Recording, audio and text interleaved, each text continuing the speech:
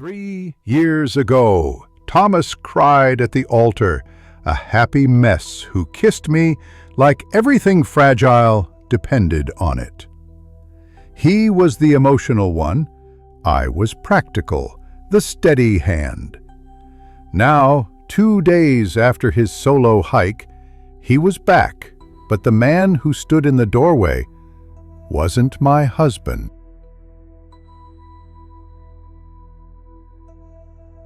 Relief had ripped me open when I saw him in the porch light. Tears came without shame. I hugged him so hard I could feel his ribs against my palms, but he didn't hug me back.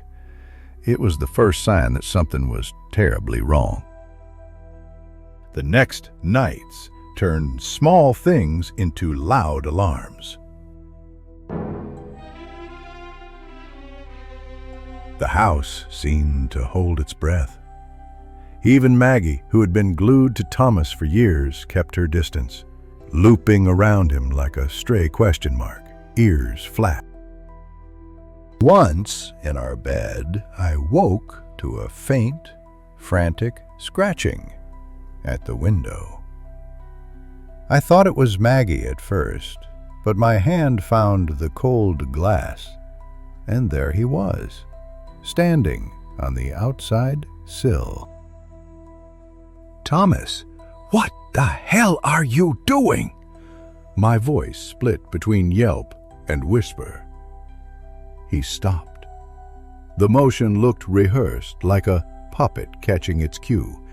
He turned to me, and the apartment slid off the rails of normality. His eyes were wrong. Once they were green, vivid as river stones in sunlight. Now they were flat and black, so deep that light didn't seem to rest in them, only a constellation of white motes, tiny and insectile.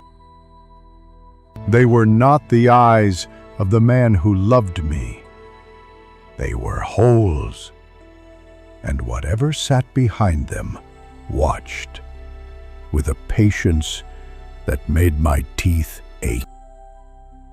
"Home," he said, but it sounded like a voice scraping across drywall, layered and thin.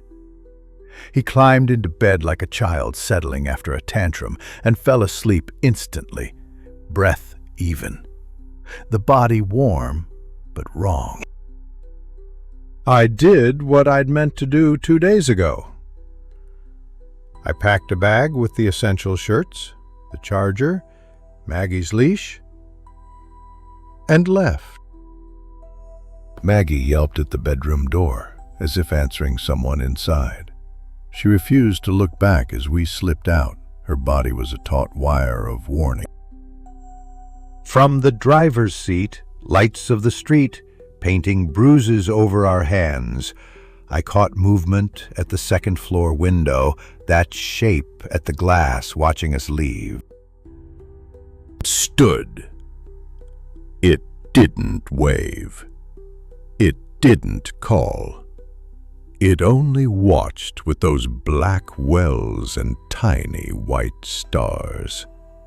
For a second, one long, absurd second, it mimicked a smile.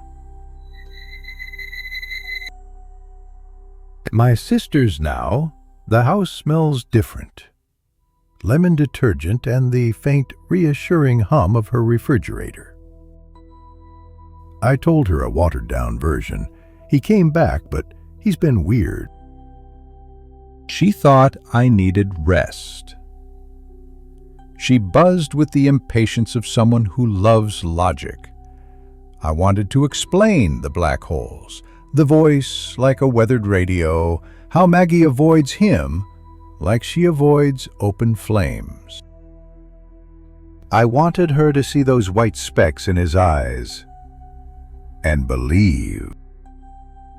I don't know if whatever stood in our doorway was Thomas at all.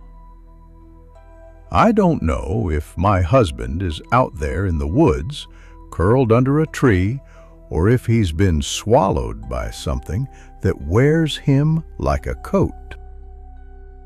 I don't know whether I'll have a man to come home to, or a thing that says it is home and waits patiently for me to accept it. Maggie slept at my feet. Finally. She twitched and growled once soft, low, and turned her head to the window. The street outside is quiet. The woods beyond it breathe. I am waiting for a knock that won't come, or the sound of someone saying, "Home." 2 days felt like an eternity without him. Now he's here, and I'd rather he stayed lost. The house is no longer a haven, but a cage. Every sound is amplified. Every shadow dances. I'm living in a horror movie, and I'm the only one who knows it. Sleep offers no escape. Nightmares of faceless figures and hollow eyes chase me relentlessly. I try to recall his laugh, his touch, the way he used to look at me, but the memory is fading, replaced by those cold, empty eyes. Maggie's fear is a constant reminder. She cowers, whimpers, and avoids him like a predator. Animals know, don't they? He mimics the routines, the gestures, the phrases, but it's all wrong, like a puppet controlled by unseen strings. I catch him watching me, his gaze intense and unsettling. It's not love. It's calculation, observation, like a scientist studying a specimen. I try to find answers in his eyes, a flicker of the man I married. But there's only emptiness, a void that threatens to swallow me whole. The woods call to him, a silent invitation to return. He spends hours staring into the trees, as if listening to a forgotten language. I wonder what waits for me in the woods. What took my husband and left this thing in his place? Is he still in there, trapped beneath the surface? Or is Thomas gone forever, consumed by something ancient and unknowable?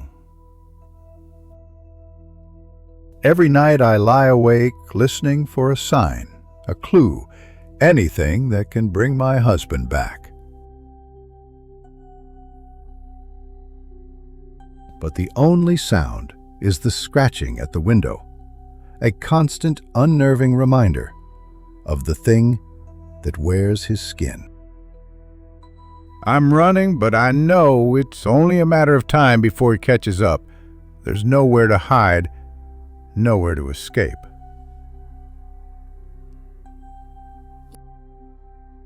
The sound of someone saying "home" echoed inside my head.